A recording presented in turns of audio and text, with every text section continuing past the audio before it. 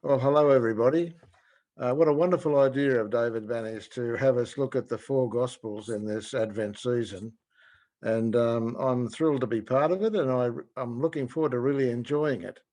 The one that we start with tonight is Matthew's Gospel. And for me, this has been a real treasure of the Gospel stories. Matthew is determined to show Jesus as the new Messiah, as the Messiah that was promised by the prophets and foretold in the old scriptures. He's determined to have him be the person that the prophets spoke about. He's determined to show that he's a descendant of David. And it's a very Jewish gospel. And in fact, he really wants to show Jesus as being the new Moses, to lead the people out of slavery into freedom. And so he doesn't speak much about the Gentiles, Matthew, but he does a lot of stuff reminding the Jewish people of their heritage and where they've been and where they're going to. So I'm going to really enjoy this, and I hope you do too. So every blessing.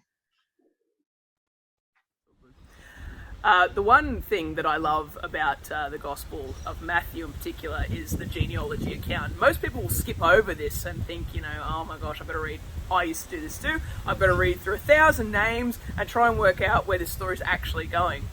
Genealogy is a really important thing in the Gospels because it actually proves who Jesus Christ was and that he said, who he said he was. I've made a mistake, you have to edit this out.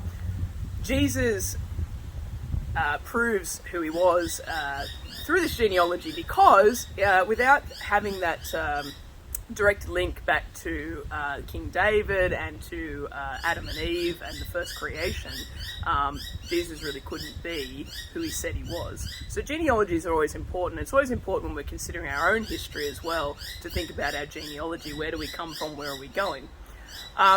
Part of the second part of that account is the fleeing of Mary and Joseph and Jesus into Egypt and the exile, which also references and refers to the exile of Israel as well. So Jesus entering into the exile narrative of the Israelites and also entering into our exile away from God.